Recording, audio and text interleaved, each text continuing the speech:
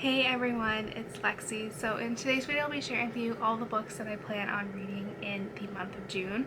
So I'm really excited about these 5 books now that in May that I finished my entire series reread of the Ursula and I series by Tess Garrison. I am free to kind of read the books that I choose, which is really exciting. I can read any book that I want and I'm not restricted to a couple of months, so I'm very much excited for these books, and I feel like they're all over in terms of genre, which makes it for a well-rounded reading month, which I'm excited about. But June's gonna be a busy month.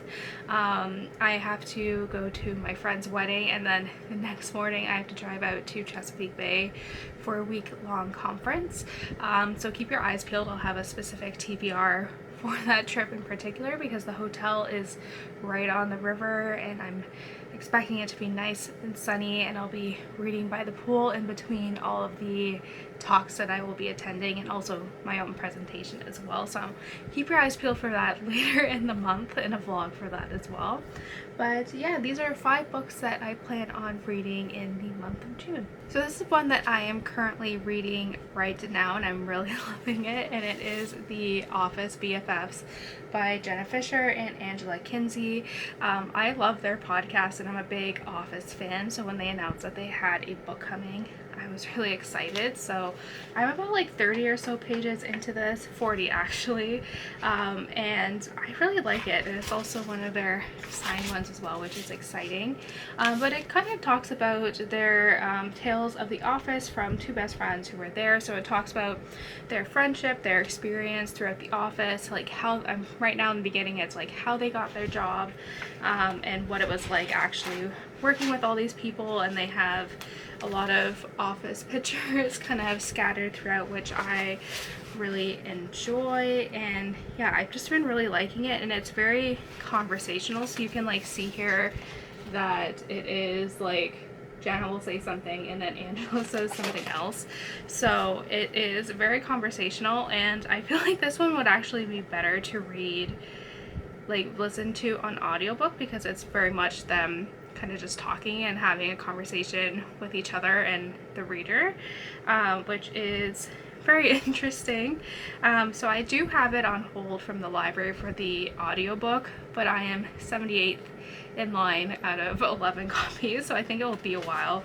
So I'm kind of like tempted to hold out reading this until I can get the audiobook, because I feel like that one would be just a fun one to listen to, and especially if I have to I'm hoping if I can get it, if I have to drive out to Chesapeake Bay, because it's like almost 8 hours, it'll keep me entertained, and the audiobook is roughly 8 hours, so I won't get there one way, but it'll also be good to kind of have these pictures to look at too. So yeah, I really kind of like all that stuff. But yeah, so far I've been really enjoying this, but I think I might hold off finishing this until I can get the audiobook, which I think I will enjoy, especially with them talking. So yeah, but really so far I really like this. Next up, this is one that I definitely need to get to this month because it is the Tales and Teacups book club picks for the months of May and June, and I have not picked it up because last month I was prioritizing finishing the Ursula and I series reread. So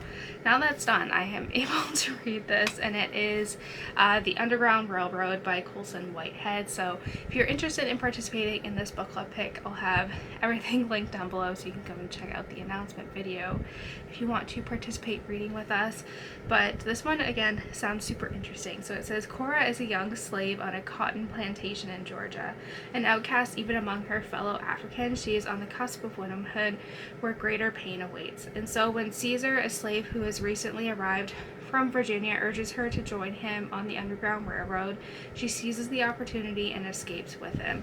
What I think is really interesting too is that it takes the kind of concept of the Underground Railroad and actually turns it into a physical manifestation of a Underground Railroad, which I thought was really interesting, because I remember as a kid learning about this, I actually thought it was a railroad with a train and everything like that. So I think it's very interesting taking that, you know, historical idea and like concept and kind of twisting it on its head into an actual physical manifestation of that. So I think this one will be very interesting. I feel it will be very difficult book to read as well, in terms of slavery and specifically all the things kind of going on with this era, and then kind of piecing together the parallels that this era has with modern day, I think will be very difficult but also very important as well. So yeah, I'm excited to pick this one up. So this is a book that my boyfriend got me for Valentine's Day, and I told him, I was like, June, now that I'm done that reread, I'll be able to read this one. And it is The Left Hand of Darkness by Ursula K. Le Guin. He said this one is very much a standard kind of sci-fi novel, and I've heard also really great things about this one as well. So it says, a lone human ambassador is sent to the icebound planet of Winter, a world without sexual prejudice, where the inhabitant's gender is fluid. His goal is to facilitate Winter's inclusion of a growing intergalactic civilization, but to do so he must bridge the gulf between his own views and those of the strange, intriguing culture he encounters. So like I said, I feel like this is very much a standard, like classic sci-fi novel, and so I'm very excited to pick this one up. I feel like this one will be very interesting. Like I said, I have high expectations for this. Usually I don't kind of venture out into sci-fi like this, and so my boyfriend's kind of introduced me to kind of more of these books in the future, kind of as we've been together. So yeah, I'm really excited, and he said this one he thinks I will really enjoy. So next is this one that has been on my TBR for quite a while, and I want to get to it. It is fairly short too, so I feel like it could be one that I could read relatively quickly, and this is also a very beloved classic book, and it is The Bluest Eyes by Toni Morrison, which this book again was also the winner of the Nobel Prize. So again, this is very much a very classic novel, well-loved novel. And so it says, Piccola Breedlove, a young black girl, prays every day for beauty. Mocked by other children for the dark skin, curly hair, and brown eyes that set her apart, she yearns for the blonde hair and blue eyes that she believes will allow her to finally fit in. Yet as her dreams grow more fervent, her life slowly starts to disintegrate in the face of adversity and strife. And so I think this one sounds just really interesting, and like I said, this is a very much a well-loved novel, and I feel like it's one that I feel like, from what it sounds like, this is a book that everyone needs to read at least once. And I never ended up reading this in high school or anything, so you know, I was like, it's been sitting on my TBR for a while, and I was like, you know what, this is the perfect time to pick this one up. And lastly, this is a standalone fantasy novel that my boyfriend recommended.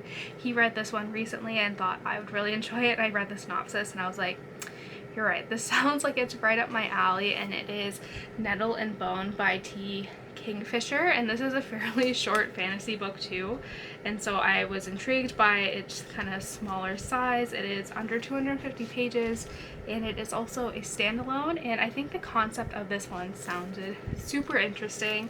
So it says, Mara never wanted to be a hero.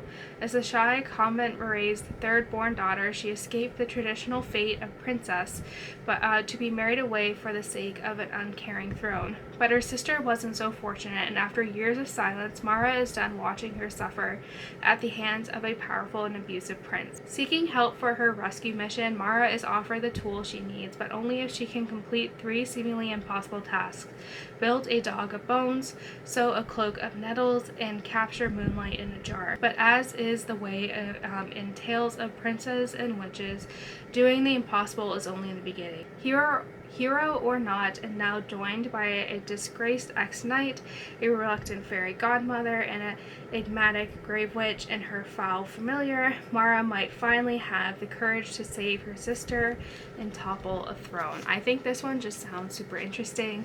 I think it's kind of like a fun, fantastical fairy tale, which sounds like a lot of fun. And like I said, my boyfriend read this and thought I would really enjoy it, so I have high expectations, and I really love how this is a very short fantasy standalone, so it's not a big commitment. So that's it, guys. I hope you guys enjoyed this video. Let me know in the comments below what books you plan to read this month and all of that fun stuff. So yeah, thank you guys so much for watching. Don't forget to give this video a thumbs up, and I will see you guys next time. Bye, guys.